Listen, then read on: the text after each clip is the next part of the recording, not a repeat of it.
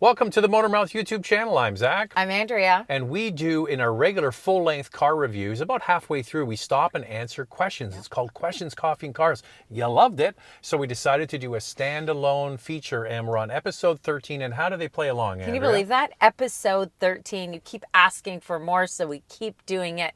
Well, I put a post out on Instagram with us holding a coffee. Get your questions in. It doesn't stay up for a long period of time. Once we get our questions, I take it down. Time now for Questions, Coffee, and Cars. Your questions from Instagram. Do you have a recommendation for the best mid-size non-luxury SUV? Only needed 2-row. Rumors of a redesigned Santa Fe this fall seem promising, but curious what is on your short list. So I just want to point out that Hyundai has not confirmed a redesign for the Santa Fe, but there's lots of chatter. Yeah. And boy, there's even a picture on there that it doesn't even look like a Santa Fe. Well, the thing is with Hyundai and Kia is when they do these mid-cycle refreshes, they go to town. They don't just put new headlamps and a new bumper on it. They sometimes will change the whole interior and so on. So yeah, if you're interested in that, wait until we find out what happens with it. Yeah. But if you're wanting a large 2-row mid-size SUV, some big ones are the Jeep Grand Cherokee. Yeah. And the Atlas. Is it Cross Sport or Sport Cross? I always screw it up. I don't know. I think it's Cross Sport. Could be Sport Cross. The Volkswagen. Anyway, the one that's a little bit shorter. Another one that maybe you should consider waiting for, it's coming towards the end of the year, is the Mazda CX-70. It's supposed to have the same powertrain options as the CX-90. Spacious. I think that one might be the one to wait for. Well, quickly before we go, is the Honda Passport, which is the 2-row version of the Pilot. Now, it's not as nice as the Santa Fe, in my opinion. The interior is, more like the older Pilot interior. So not as nice, not as upscale, let's say. Really enjoy watching your videos. Thank you. Is there any vehicle you used to own that you really wish you had never gotten rid of? Well, we've had lots of really nice cars, and I've got mine. Okay, what's yours? Mine is the Audi A7. You wanted to get rid of it. Well, no, you have to keep it. So the reason why the Audi A7 we had to sell is because our boys got quite tall. And when we went on a family road trip, they didn't have enough headroom in the rear seat because of that slope roof. So we moved back to an SUV. But the thing is, we really wanted to keep it as well. So I think we didn't. Yeah, so what Andrea is basically saying, we couldn't afford to keep both. So we had to sell the Audi, but it would have been nice to keep both. So we've had some beautiful sports cars in the past, 2 air-cooled 911s. So part of me says I would still like to have a 993 Carrera S, for example. That was one of our cars. But you know what? They're old cars. And when you drive them, I mean, it's only 270 horsepower or something like that. So it looks great. The best thing about owning an air-cooled 911 is, Andrea? What? Is telling other people you own an air-cooled 911. And showing them this vehicle in your garage, too, when they come over. Yeah, that's the best But boy, part. that thing was loud. Like when Zach drove down the street in it, I knew he was coming home, or I knew he was leaving. It was obnoxious, loud. and I loved it. I have leased a 2020 Audi Q3 Comfort Trim, which I can return or buy back later this year. If I decide to keep it, is it worth buying Audi certified warranty if I wish to drive it for 2 or 3 more years? Okay, so you should check with the dealer when it comes off lease. If it's still under the regular bumper-to-bumper warranty that comes with the car, if they can do the CPO on it then, I think it's worth it.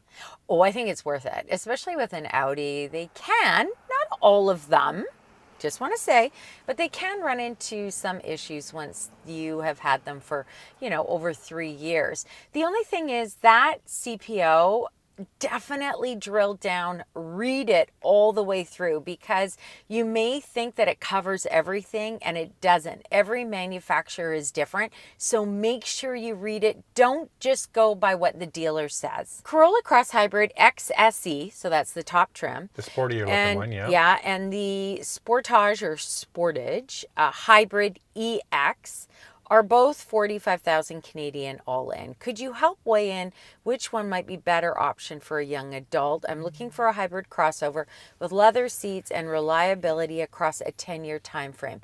I just want to point out that I'm not sure what you mean by all in, if you're talking about all the taxes, because online they're just about $37,500. That's including, because everything. Yeah, you're talking about all. But you're right; they're about the same price. Yeah, and one is bigger, a lot bigger. Like the Sportage is got a way bigger back seat, way bigger cargo area. But if I was going to go to Vegas and bet on which one would be more reliable at the end of the 10 years, I would definitely bet on Toyota. Yeah, I think it's really about what you need. You'll find that the Corolla Cross Hybrid is more nimble. I did not like the steering on the Corolla Cross Hybrid at all. It was very vague. Yeah, super light. But you know what? Somebody might like that. They tuned that specifically because they think it's going to appeal to a wider spectrum of buyers. So try it out. They're both great choices, but definitely the Kia has more upscale. Like when you're getting that trim and you look at the inside, there's no comparison. It's the Hyundai is definitely the nicer one. Yeah, and both come with a leatherette interior. There's no leather option on these two models. Oh, and the one we're showing you has the terracotta red interior. Yeah. I think it looks amazing. Really great. Why the lack of a spare tire on so many new models? It's a deal breaker for me. If I shred a tire far from home after business hours, then what? Well, they do it to keep the vehicle lighter, so it's more fuel efficient, especially in hybrids, plug-in hybrids, and electric vehicles. So one reason also is that if it's an all-wheel drive crossover SUV, for example, with Toyota products, they use an electric motor at the back. And that maybe compromises the amount of space they actually have in the trunk. So it might not fit a spare tire. But there's some really nice thin spare tires that would get you down the road if you're shredding a tire like you mentioned. I prefer to have, this car has a full real spare tire in the back. There's great comfort knowing when you're going on a road trip that if you get stuck, you can get out of it. For sure. I'm looking for a people and dog mover. We have 4 large dogs and we'll be expanding our human family soon and need to upgrade. We aren't sure whether to go with a 3-row like the Subaru Ascent versus Telluride, or something smaller like the Volvo XC90 versus the Outback, looking to stay under $65,000 US. Well, you've got quite a bit of money to wiggle with there. You can get some really nice products. I mean, if it's just down to space, I love the Telluride and the Palisade. Yeah, I like them both. I think the Ascent is also another great option. Better value. Affordable. Yeah, an affordable option. You've got 4 big dogs, so obviously you want to have a wide opening. I think a 3-row SUV is a great option because just put the 3rd row down, you can stick all the dogs in, and then you can also have a baby in a car seat. I think you'll find the Outback to be big enough. I really don't. No, it can be done. But yeah, I think it'd go a little bigger. I think the others, you'll grow into the Telluride or the Ascent. Do you think a hybrid can actually be worth the investment? There's some math out there showing it would take an obscene amount of time to offset the increased sticker price. I think it's worth it for the increased performance alone, however. I don't know what you're talking about with the increased price, because the reality is the difference to go from a gas to a hybrid model is not that great. Maybe for a plug-in hybrid, which might be what you're referencing. Yes. Like for example, like a RAV4, which is the most popular family vehicle in Canada, I think in the US as well, to go from the gas model to the hybrid is around $1,500 in Canada. It's about $800 in the US. You're going to make that back within the first year probably. So no, I totally disagree with that. In our opinion, a hybrid is the best way to go for a lot of people. Now, if you're comparing something like a plug-in hybrid to a pure electric vehicle and the prices get pretty close between those two, you might say, is it worth it? Or a gas model versus a pure EV. You know, not everybody just goes for fuel efficiency and for saving money. My mom's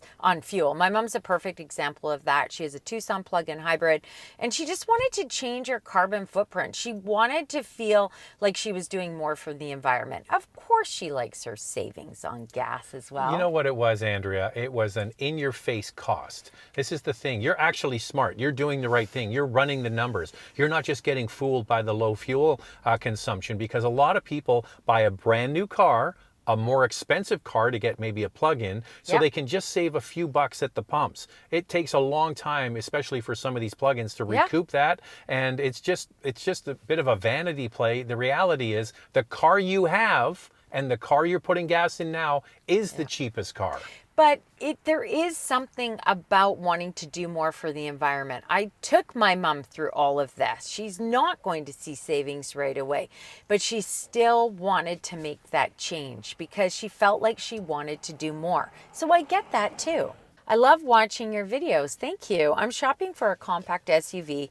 Which one do you recommend? 2023 Kia Sportage, Nissan Rogue, or Mazda CX-5? All so different.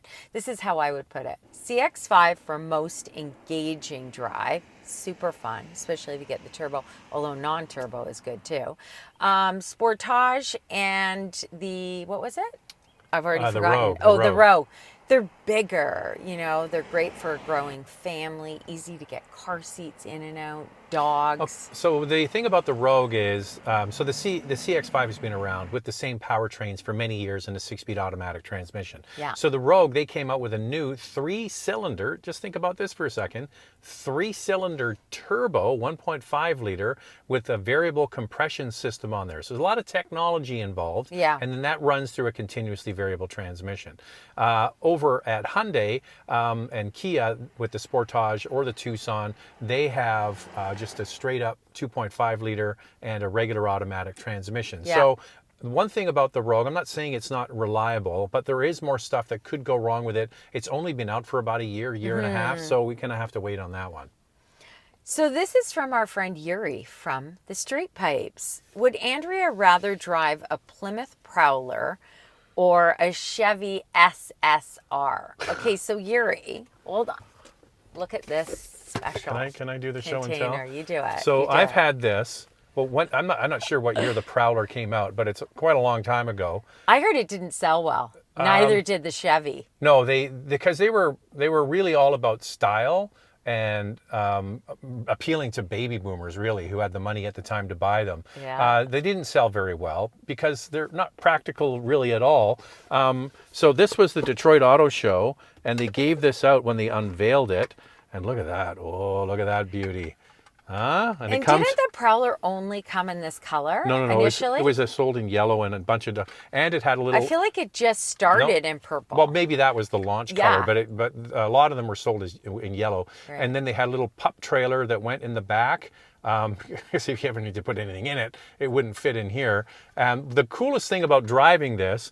or Yuri knows this because he has one, is when you're sitting in the seat, you see the suspension going up and down over bumps. It's kind of neat, like kind of in a race car. So I've told the Straight Pipes guys. Wait, keep it out. So Yuri, I would drive this one. Yeah. This is it, the Prowler.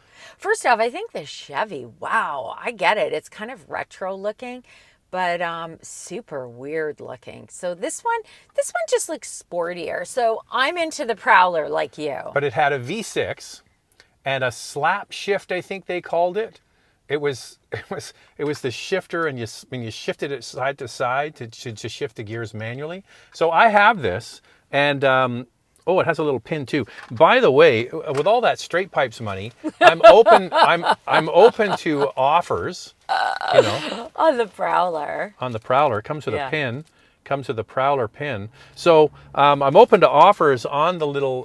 It's not die cast; it's plastic. But anyway, if you have a Prowler, Yuri, if you have a Prowler, maybe he owns this because he collects things. Yuri, you really need this in your collection. But he doesn't have. But he doesn't have one from the launch at the auto show that says Prowler on the tin, does it? Well, you let us know, Yuri. Next time we see you, let's make a deal. Let's make a deal. What do you guys think? Okay, what's that worth? What's that worth if you're a collector?